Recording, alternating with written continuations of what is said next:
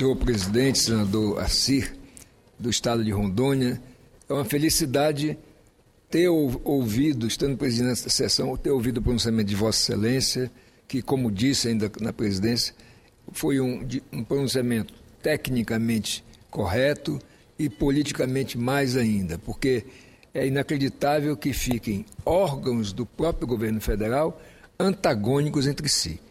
Começo a me animar, senador Assir, quando vejo que o próprio governo federal coloca no exame da demarcação de terras indígenas também o Ministério do Desenvolvimento Agrário e a Emater. Porque, na verdade, nós temos, como disse Vossa Excelência, que dar aos índios os direitos. Mas os direitos dos índios não são só a terra, como pensam algumas ONGs, que terminam contaminando até o pensamento de alguns, digamos, cidadãos que não conhecem, brasileiros que não conhecem que é a Amazônia. Você citou um fato aí que é uma aberração.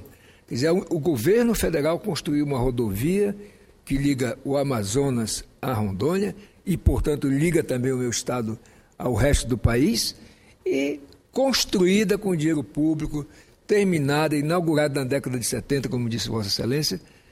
A parte do meio da estrada começou a ter problemas e aí o IBAMA proibiu as obras nesse trecho, chamado trecho do meio mesmo. Exatamente. Então, são contradições, como disse o general comandante da Amazônia, o Brasil trata a Amazônia como se fosse uma colônia e não como parte integrante do território nacional.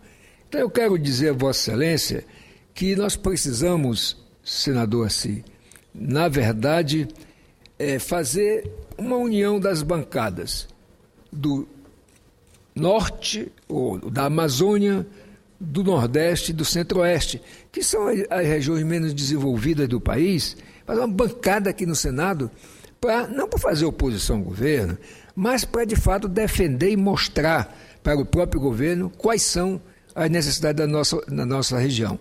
Eu tive a felicidade de ser o relator de um projeto oriundo da Câmara, de autoria do deputado Marco Maia, então presidente, que deu uma vantagem para as nossas cidades gêmeas no Brasil, e eu quero dizer que as cidades gêmeas totalizam 30 cidades que vão do norte ao sul do país.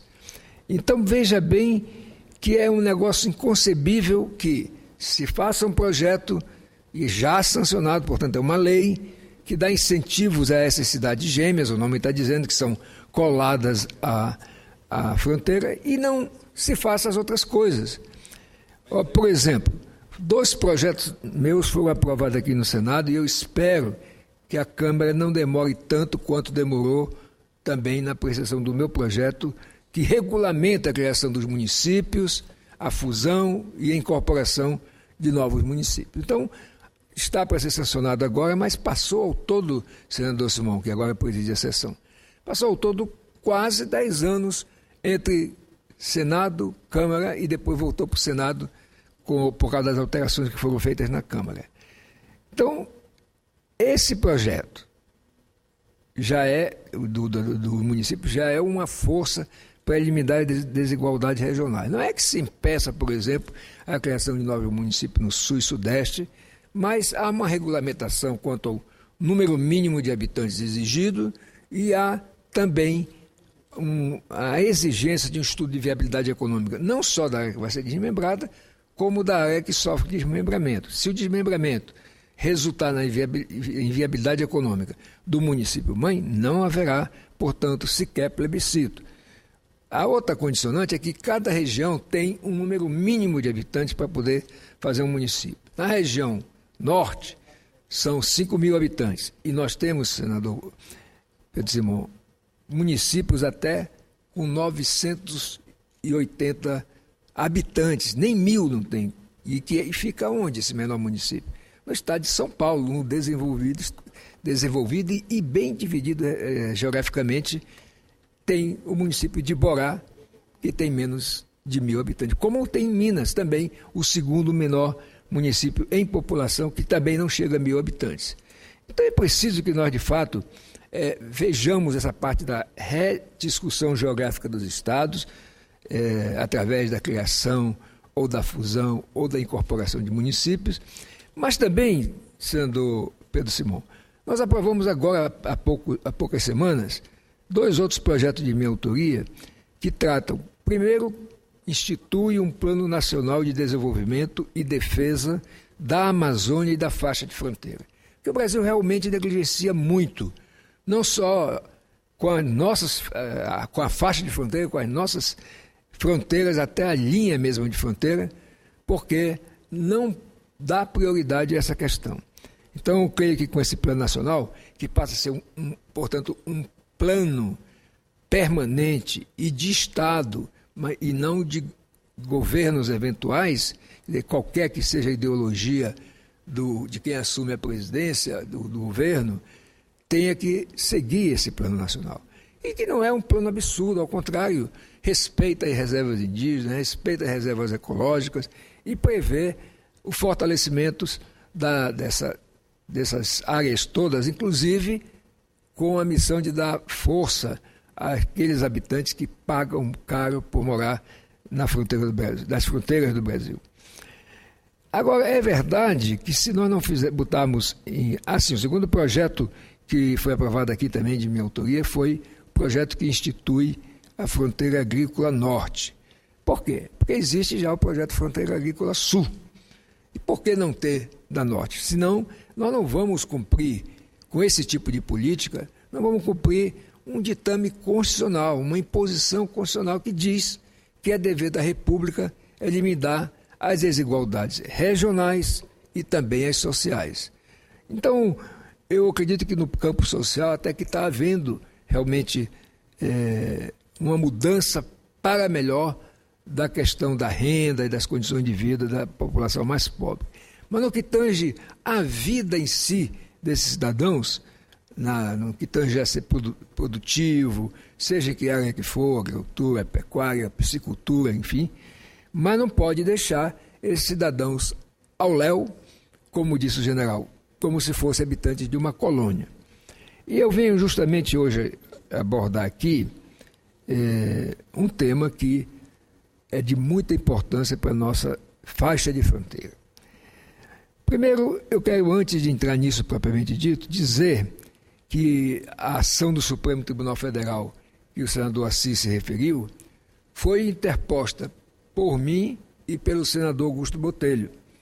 Então, felizmente, temos algum marco, mas é preciso que o Executivo, de fato, dê prosseguimento a o que eu já acho um grande avanço de não ouvir só a suprema dona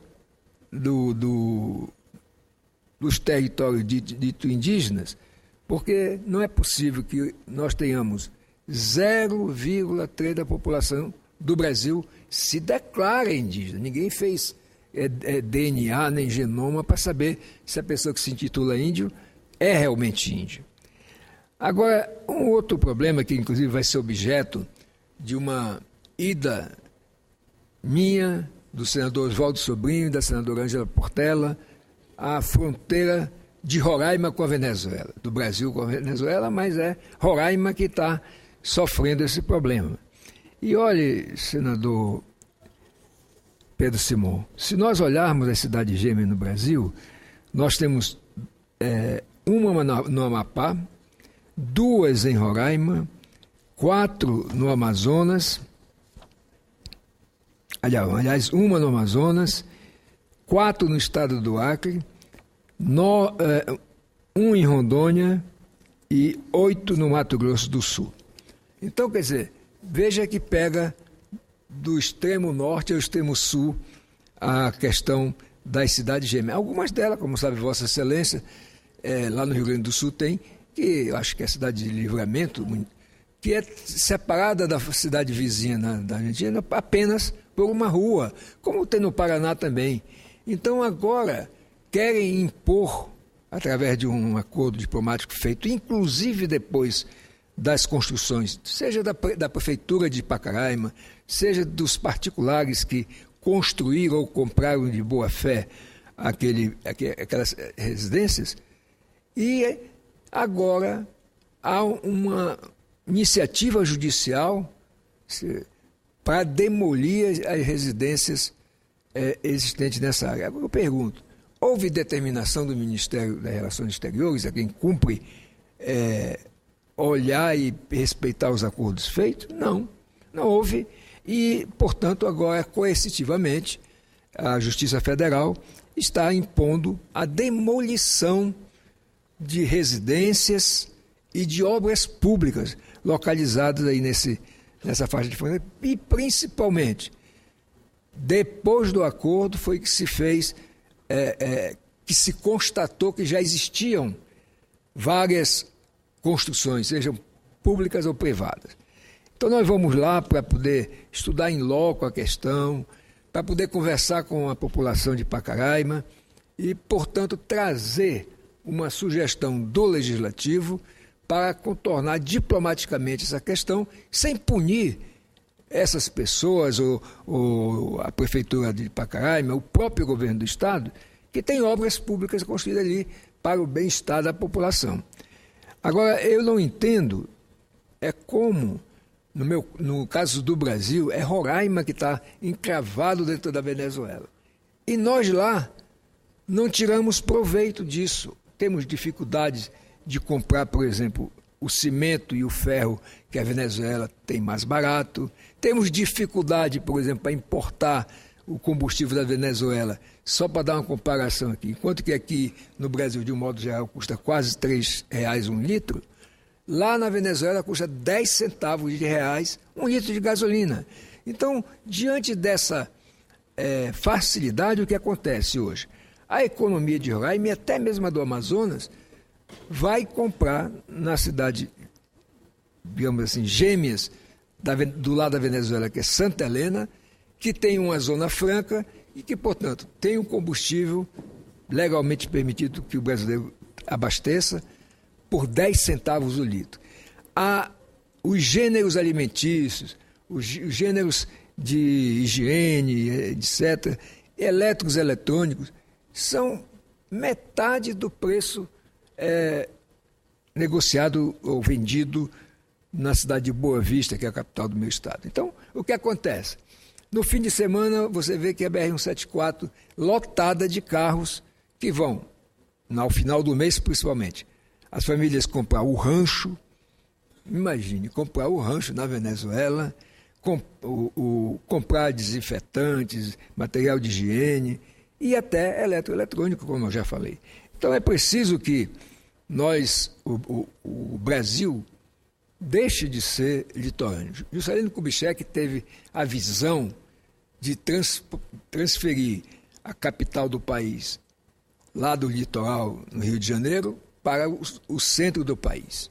Ele já sinalizava naquela época justamente a interiorização do país para ocupar o imenso vazio demográfico à época, tanto da região centro-oeste quanto da região norte. E é preciso que haja realmente uma mudança de postura do governo, e aqui eu não estou criticando nem o governo Dilma, nem o governo Lula, isso vem de longas datas. Aliás, depois do Juscelino, não vi nenhum ato efetivo de, digamos assim, integrar a Amazônia ao resto do Brasil. E nós temos o Ministério da Integração Nacional, que, se você olhar os recursos investidos por regiões, vai ver que a menos favorecida é justamente a que mais precisa, que é a região norte. Se continuarmos com esse tipo de política transitória, cada presidente que entra dá ênfase a um ponto ou a outro, nós não vamos nunca integrar a Amazônia. Vamos nunca.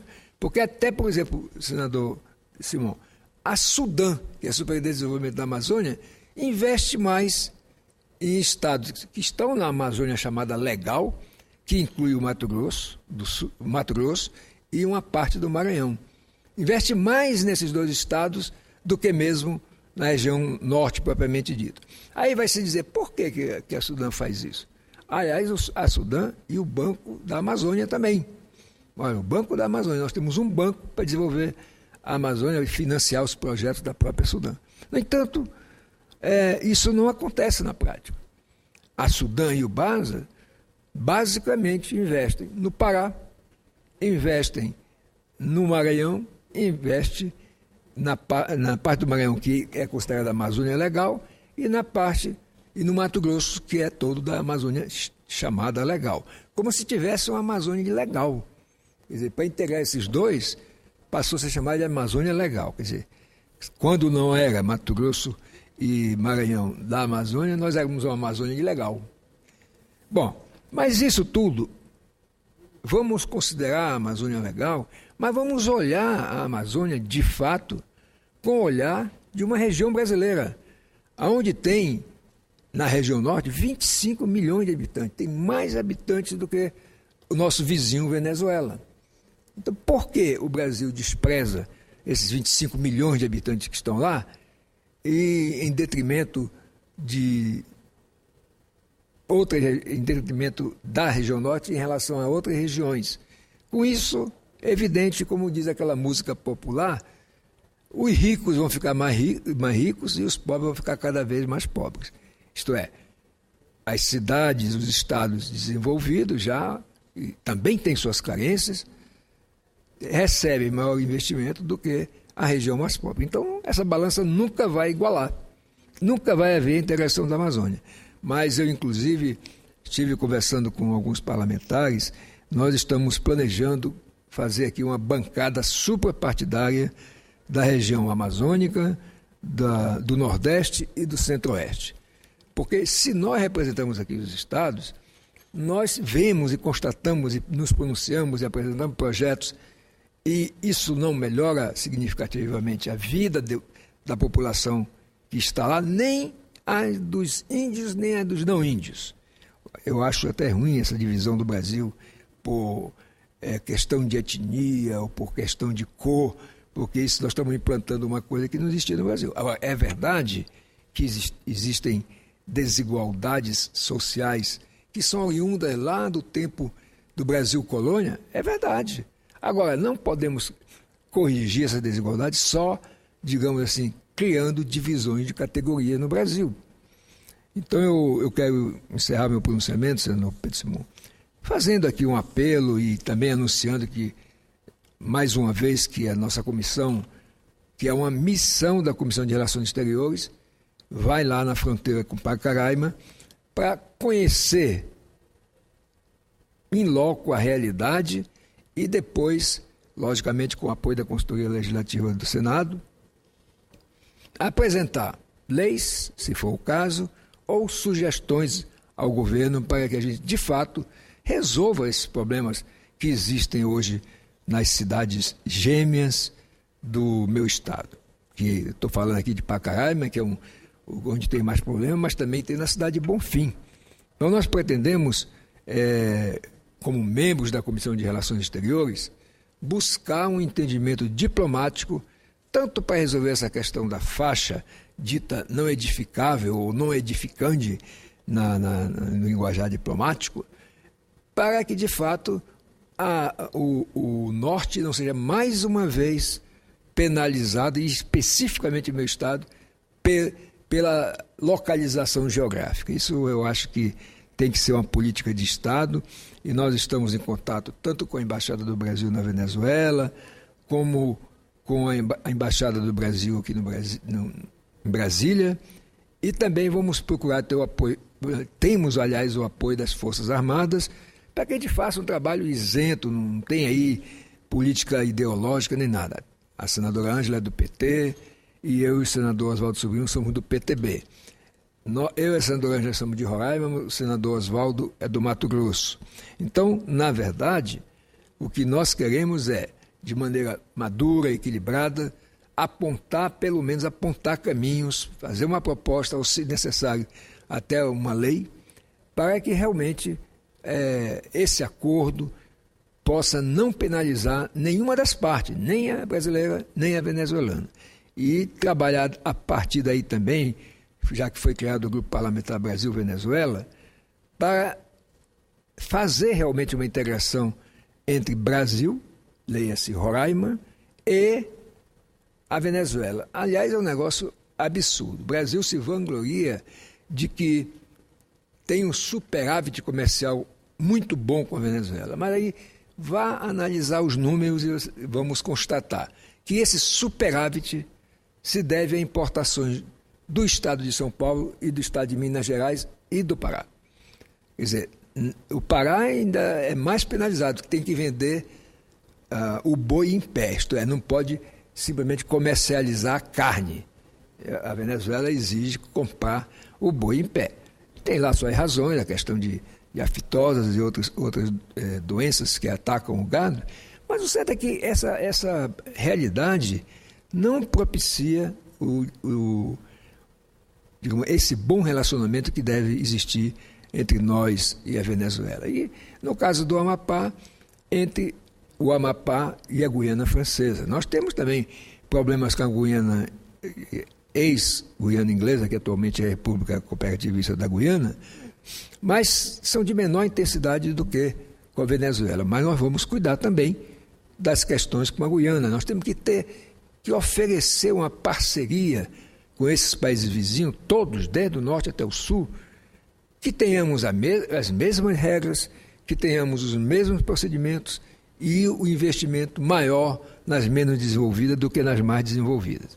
Então, senador Pedro Simão, terminando, eu quero pedir a Vossa Excelência que autorize a transcrição aqui da relação que li, e além das cidades gêmeas, tem outras cidades que são de fronteira também, para que nós fiquemos aí realmente registrado nos anais da casa, que nós precisamos entregar a Amazônia e a faixa de fronteira ao resto do Brasil. Muito obrigado e Vossa Excelência usará da palavra logo mais e eu tenho o prazer de presidir durante esse período. Muito obrigado.